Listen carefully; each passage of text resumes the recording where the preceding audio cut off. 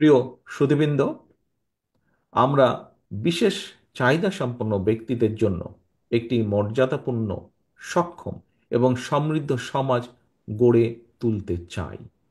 আমি ও আমার দল বিএনপি উপলব্ধি করি আপনাদের সমস্যা ও কষ্টগুলো বাস্তব এবং গভীর।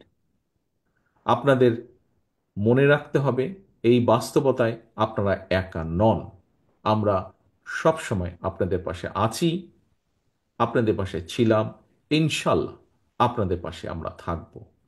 কারণ আপনাদের প্রতিবন্ধকতা আমাদের সবার প্রতিবন্ধকতা।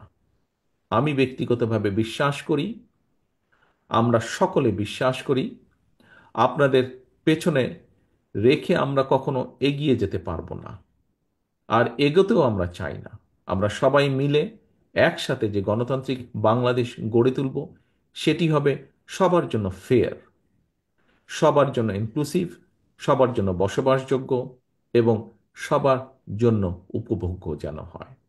আসুন আমরা সবাই মিলে একটি গণতান্ত্রিক বাংলাদেশ গড়ে তুলি, যার ভিত্তি হবে বৈষম্যহীন, অন্তর্ভুক্তিমূলক এবং উদার তান্ত্রিক সমাজ নির্মাণ।